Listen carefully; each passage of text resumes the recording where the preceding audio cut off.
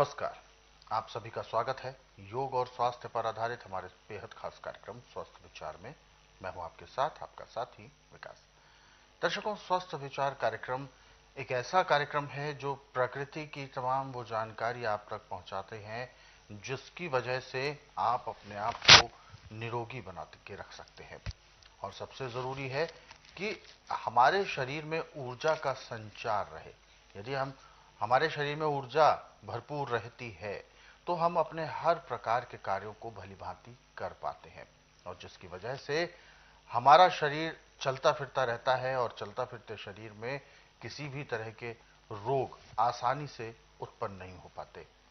लेकिन जब एक बार रोगों की शुरुआत होती है तो फिर उनकी रोकथाम करना या उन रोगों को खत्म करना थोड़ा सा मुश्किल हो जाता है। इसीलिए प्रयास ये करना चाहिए कि हमारे शरीर में किसी भी तरह के रोगों को एंट्री बिल्कुल ना मिले, यानी हम अपने आप को निरोगी बनाने में 100% सफल हो सके। लेकिन इनके पीछे आपको क्या कुछ समझना है, किन किन चीजों का ध्यान रखना है, कौन कौन से उपचार करने होते हैं और किन किन बातों का आपको ध्यान रखना पड़ता है, किन किन चीजों को शामिल करना पड़ता है, वो सारी चीजें आपको इस कार्यक्रम में बताई जाती हैं। और इन सभी विषयों में हमारा मार्गदर्शन करते हैं जाने माने असाध्य रोग निवारक गायत्री सिद्ध पंडित श्री लक्ष्मण दास रतन भारद्वाज जी।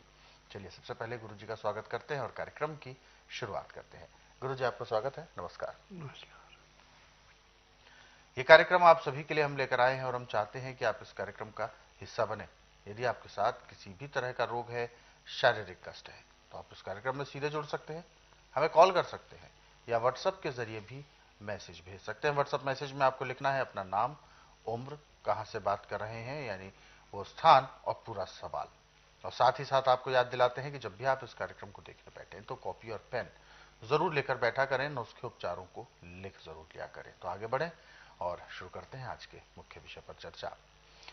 गुरु जी, आज के इस अंक में हम बात करेंगे खून को लेकर, यानी रक्त को लेकर, रक्त विकार के बारे में।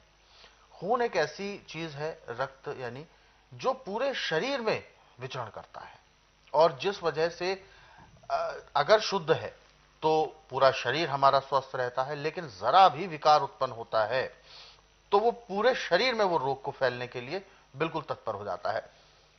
ब्लड में किस किस तरीके के विकार उत्पन्न होते हैं वो सब हम आपसे जानना चाहेंगे। कितने प्रकार के? देखिए, नमक जीवन दान भी देता है और नमक मृत्यु भी देता है। अच्छा। यदि किसी को अधिक नमक खाने की आदत है तो उसका लीवर फैटी होगा, तिल्ली पे सूजन होगी, खून बढ़ना बंद हो जाएगा और कई प्रकार के रोग पैदा हो जाएंगे। और आर्टिफिशियल जो नमक है आयोडीन वाला, ये सबसे खतरनाक है। अच्छा। जब भी कभी खून में खराबी आ जाए तो 3 दिन के लिए नमक बिल्कुल बंद कर दें। गाय का दूध हो या बकरी का या सोयाबीन का बना लो, उसके अंदर शहद मिला के उसको देते जाओ। 3 दिन तक उसको नाज नहीं देना, बिल्कुल भी नमक नहीं देना। जब भी उसको भूख महसूस हो तो दूध का गिलास उसमें शहद मिला के दो, तो 3 दिन में उसके खून के अंदर काफ़ी अच्छा परिवर्तन आ जाएगा। क्योंकि शहद तो जाते खून बन जाएगा, वो तो जिस ग्रुप का उसी ग्रुप में मिल जाएगा जाके, और दूध से जो नया खून बनेगा वो विशुद्ध बनेगा। क्योंकि नमक यदि हम सिर्फ टेस्ट के लिए थोड़ा सा लें उसकी कोई परेशानी नहीं आती, परंतु जब जरूरत से ज़्यादा लेते हैं तो खून के अंदर जैसे पानी में मिट्टी घोल के गंदला पानी हो जाता है, ऐसे खून में खराबी आती है। आज पूरे संसार के अंदर चाहे एलोपैथी में जाएं, आयुर्वेद में, यूनानी में, होम्योपैथी में, या तो खुद मुंह से बोलना पड़ेगा मुझे तकलीफ है, या फिर वो मशीनों से टेस्ट करें, फिर बताएंगे हाँ आपको ये परेशानी है। परंतु एक ही रोग की परेशानी पकड़ेगा, सारे शरीर की नहीं पकड़ सकता। परंतु मेरा आश्रम एक ऐसा है कि जिसमें ना तो रोगी को मुंह से बोलना पड़ता है, ना कोई कागज पत्तर लाना पड़ता है, ना कोई टेस्ट रिपोर्ट आती है। यहाँ का नियम है कि बुधवार की मैं छुट्टी रखता हूँ, गुरुवार से लेके मंगलवार के बीच में नाड़ी परीक्षण करता हूँ।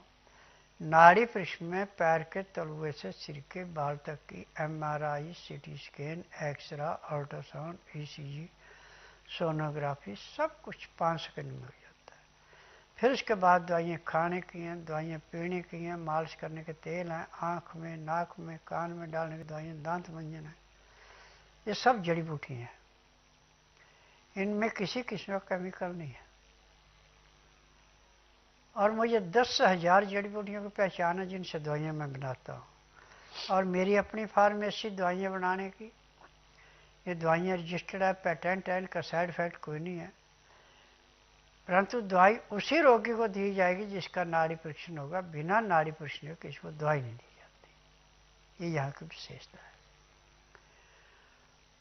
और चाहे आपका रोग कितना भी पुराने से पुराना है, जिस दिन आप मेरे आश्रम में आते उसी टाइम 10 से 15 और किसी को 20% आराम तो परमानेंट मिल जाता है। 15 दिन की दवाई का वजन होता है 15 किलो से लेकर 20 किलो के बीच का। खाना आप खाएं ना खाएं, दवाई आपको खानी पड़ेगी।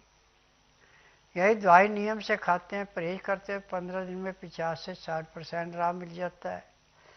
1 महीने में रोग समाप्त होता है, दवाइयाँ बंद हो जाती हैं। मेरे आश्रम की दवाई सारी उम्र नहीं खानी पड़ती, केवल उतने दिन खानी जितने दिन रोग है। रोग समाप्त हो गया, दवाइयाँ बंद हो गई। अभी गुरु जी आपने जैसा कि बताया, नमक कम खाना भी नुकसानदायक हो सकता है, या ज्यादा खाना तो और ज्यादा नुकसानदायक हो सकता है? कम खाने से नुकसान नहीं है, अच्छा। ज़्यादा खाने से नुकसान है। क्योंकि हमारा दूध है, दही है, लस्सी है, फल है, फूल है, सब में नमक है। अच्छा। जितना हमें चाहिए। परंतु जो जीव के टेस्ट के लिए हम ज़्यादा नमक लेते हैं, ये नुकसान करता है। ये नुकसान करता है, बिल्कुल। तो नमक में ऐसे किस तरीके के खनिज हैं जो नुकसान करते हैं? क्योंकि अब जो नमक आते हैं वो तो फिल्टर्ड आते हैं और सारी देखिए, जो आयोडीन मिलाया गया नमक में, ये एक इसका पॉइजन है। अच्छा। इसको बाहर के देश ने किसने मान्यता नहीं दी है, सिर्फ हिंदुस्तान में मान्यता है। लेकिन ऐसा माना जाता है कि आयोडीन की कमी से रोग उत्पन्न होते हैं। ये सब मन गढ़ंत बातें हैं। अच्छा। जो हमारे पुराने लीडर थे, जी। जिन्होंने कानून बनाया था, उन्होंने कंपनियों से पैसा लेके कानून बनाया था। दुनिया का बेड़ा गर्क हो जाए, उनके घर भर जाए। फिलहाल तो खैर हम ना नुकसान की मैं तो बात कर बोलता रहे हूँ। हैं। बिल्कुल। मैं फिलहाल सिर्फ ये जानना चाहता हूं कि ऐसी कौन सी चीजें हैं जो, जैसे कि आयोडीन के बारे में कहते हैं कि अगर उसकी कमी होती है तो घींघा एक रोग है, वो हो जाता है। झींगा रोग नमक की कमी से नहीं होता, हम्म। ये बकवास है। जी। जब किसी का नजला ज्यादा जाके गले में रुक गया तो घेंगा हो गया। अच्छा। उसका इलाज है सबसे ज्यादा हम्म। कि अदरक, लहसुन, काली मिर्च पीस के चटनी बनाएं, उसमें धीमा सा सिंधा नमक मिलाएं, वो खाते रहें। और अदरक को पीस करके और उसमें लहसुन साथ में पीसें और उसके अंदर हल्दी मिलाएं। अब इसको थोड़ा सा गर्म करना है, जितना कि आपकी उल्टी उंगली बर्दाश्त कर ले, और घेंगे के ऊपर लेप कर दो। ऊपर डॉक्टर वाली रुई लगा के खाकी रंग की सेलो टेप से पट्टी कर दो। 6-6 घंटे बाद यदि नया लेप करते हैं, पुराना उतारते हैं, पट्टी करते हैं, तो आपका घेंगा ऐसे समाप्त होगा जैसे गुब्बारे में टाइट हवा भर के और उसमें छोटा सा सुराख कर दिया, आस्ता आस्ता आस्ता हवा निकल गई और गुब्बारा सिकुड़ गया। ऐसे घेंगा खत्म हो जाता है। तो यानी अत्यधिक नमक नुकसानदेह है, और जो शरीर के लिए जितना नमक आवश्यक है पर्याप्त, तो उतना सब प्राकृतिक चीजों में होता है। हाँ, जी। तो जैसे कि मिठास जो होती है वो भी नुकसान करती है। देखिए मिठास में यदि आप 20 ग्राम गुड़ जी। बिना मसाले का सुबह खाते हैं खाना खाने के बाद, और रात को खाते हैं, ऊपर से गर्म पानी पीते हैं, तो आपको ज़िंदगी में किसी डॉक्टर हकीम के पास जाने की ज़रूरत ही नहीं है। परंतु यदि आप चीनी खाते हैं तो आपको सैकड़ों बीमारियां पैदा होती हैं। चीनी से ज्यादा दिक्कत होती है। ना तो खुद पचती है, ना खाई गई चीज को पचने देती है। क्योंकि कहते हैं कि अगर एक बार शुगर हो जाए तो फिर बिल्कुल मिठास से त्यागना पड़ता है, बिल्कुल दूर रहना पड़ता है। बिल्कुल।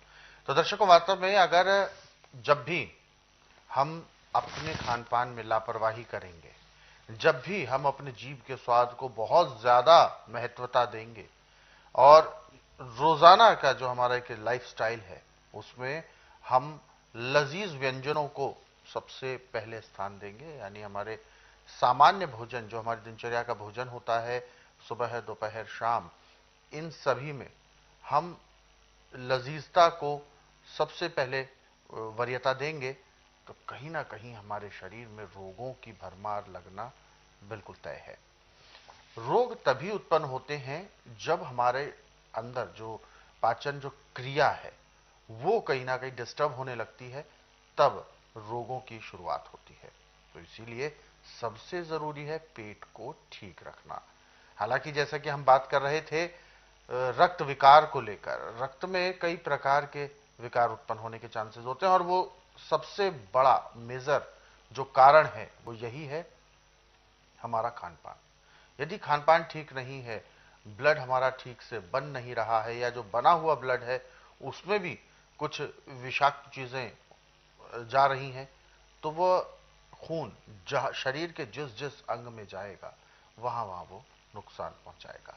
तो इसीलिए खून का साफ होना जरूरी है, हमारा भोजन साफ और स्वच्छ और सादा होना भी जरूरी है। ऐसे बहुत सारे नुस्खे हैं, बहुत सारे उपचार हैं। इनको यदि आप पढ़ना चाहते हैं तो स्वस्थ विचार पुस्तकों के जरिए भी पढ़ सकते हैं। ये पुस्तकें आपकी पहुंच में हैं, यानी ये समझें कि ये पुस्तकें आपके घर में हैं, तो एक वैद्य 24 घंटे आपके साथ आपके घर में उपलब्ध है इन पुस्तकों के रूप में। पुस्तकें मंगाने के लिए आपको हेल्पलाइन नंबर पर कॉल करना होगा। नंबर आपकी टीवी स्क्रीन पर है। सुबह 10 बजे से शाम 5 बजे के बीच में कॉल करने का समय है। और दर्शकों, यदि आप इस कार्यक्रम में अभी जुड़ना चाहते हैं, बिल्कुल भी देर ना करें, हमें कॉल करें या व्हाट्सएप के जरिए मैसेज भेज सकते हैं। व्हाट्सएप मैसेज में आपको लिखना है अपना नाम, उम्र, कहां से बात कर रहे हैं वो स्थान, और पूरा सवाल। तो चलिए आगे बढ़ते हैं, और जो दर्शकों ने हमें व्हाट्सएप मैसेजेस भेजे हुए हैं उनको हम यहां पर